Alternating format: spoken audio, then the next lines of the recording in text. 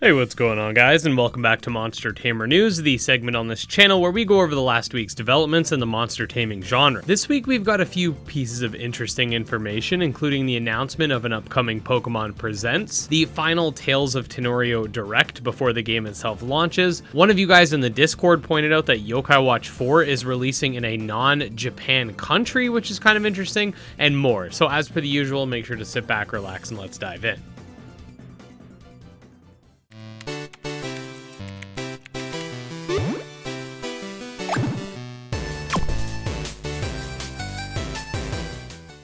Okay, so first things first, there is going to be a Pokemon Presents on August 8th at 9 a.m. Eastern Standard Time or 6 a.m. Pacific. The contents of the Direct itself aren't known. However, I think it's pretty obvious that we're going to get some sort of new information and potentially a release date for the upcoming Scarlet Violet DLC. So far, as a content creator, I'm sort of in a weird position when it comes to this DLC. I'm personally not sold on it. However, it's also my job to make sure you guys are informed and that I can make content about it, since that's kind of what I do. I'm hoping they showcase something that makes me want to buy it, but so far I think it looks like I might just be getting it in order to review and cover it for you guys. There's just something about the second DLC in particular, focusing so much on how you could catch these otherwise cut Pokemon, that leaves a bad taste in my mouth that hopefully I'm proven wrong with. Speaking of stuff going on next week, the Temtem developers have also been teasing some sort of event that's taking place, and from what I could tell, it's supposed to be celebrating Temtem Showdown. So that being said, I feel like it's probably going to be PvP,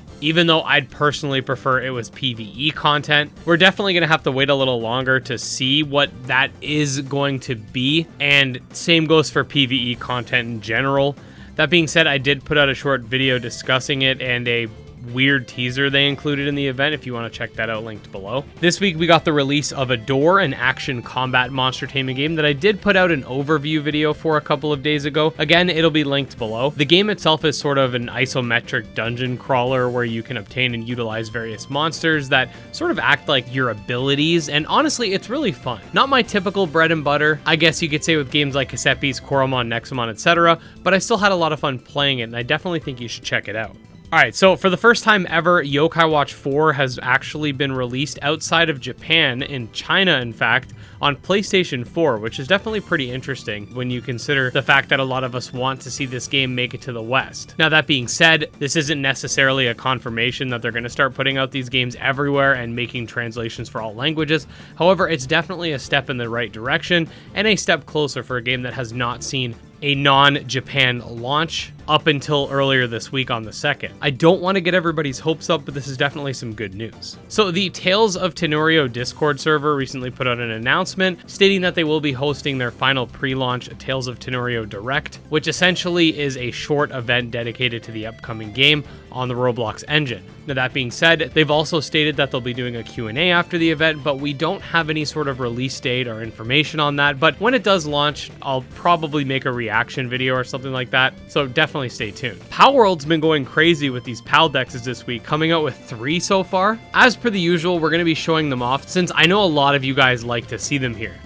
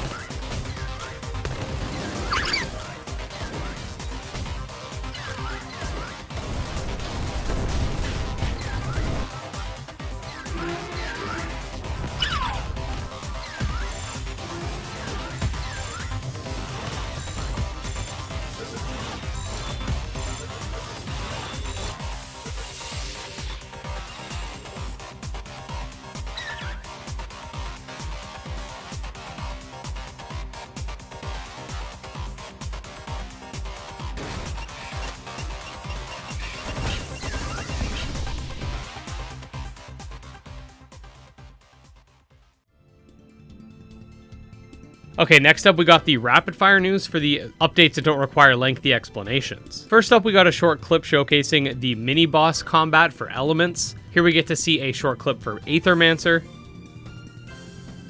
We've got a new update for Pixel's digital creatures that brings forth a boss to its game. We got a new monster for Kaitomon. We've got a new monster for Gremlin's Tail, whose color changes based on level, which is pretty cool. And last but not least, we have a clip showcasing one of the 2D areas for Mythcaller the Nightmare Shaman.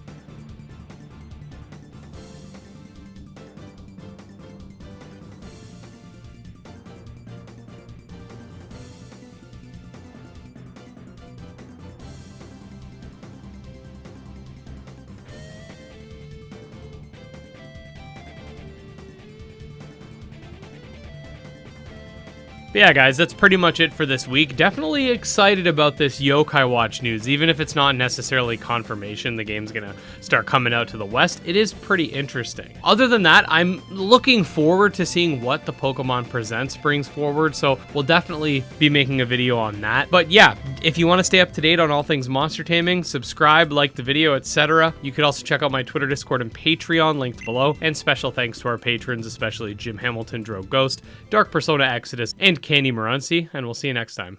Peace.